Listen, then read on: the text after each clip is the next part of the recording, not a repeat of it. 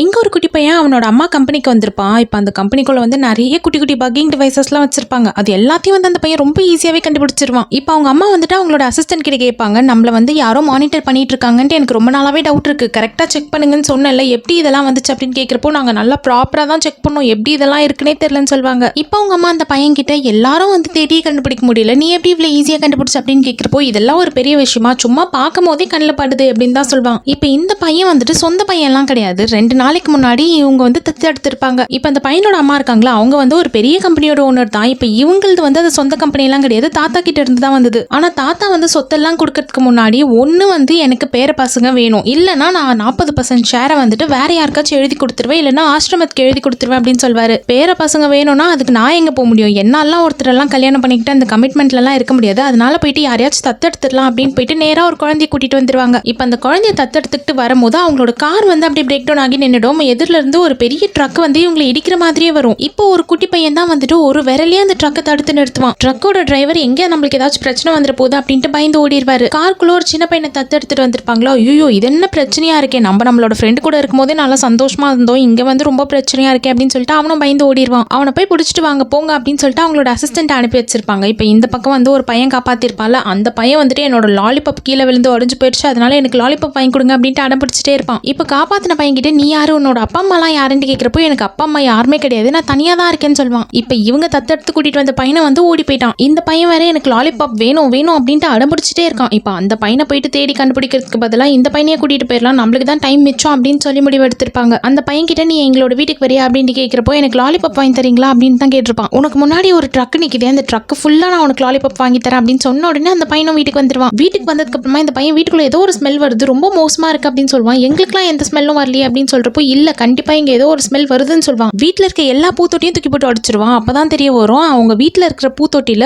ஒரு பூல மட்டும் விஷம் கலந்து வச்சிருப்பாங்க. அந்த விஷத்தோட வாசனை வந்துட்டு மத்தவங்களோட மூக்குக்கு வர மாட்டேங்குது, ஆனா இவனோட மூக்குக்கு வந்துடும். எதனாலனா இப்ப இந்த பையனுக்கு வந்து நார்மலா சராசரியே போறவங்களுக்கு கண்ணு தெரியுது அப்படின்னா இவனுக்கு மட்டும் என்னமோ மைக்ரோஸ்கோப்ல பாக்குற மாதிரி இருக்கும். யாருக்குமே வராத ஸ்மெல்லாம் இவனுக்கு மட்டும் வரும். யாருக்குமே கேட்காத விஷயம் எவ்வளவு தூரத்துல பேசினாலும் இவனுக்கு கேட்கும். அதாவது இந்த பையனோட சென்சஸ் எல்லாமே வந்து ரொம்ப சூப்பரா வேலை செய்யும். மற்ற மனுஷங்களுக்கு இருக்கிறத விட 10 மடங்கு அதிகமா வேலை செய்யறதுனாலதான் எங்கெங்க என்னென்ன இருக்கு, என்ன வாசனை வருது அப்படின்றத மற்றவங்களால கண்டுபிடிக்க முடியல அப்படின்னா கூட இந்த பையனால ஈஸியாவே கண்டுபிடிக்க முடியுது.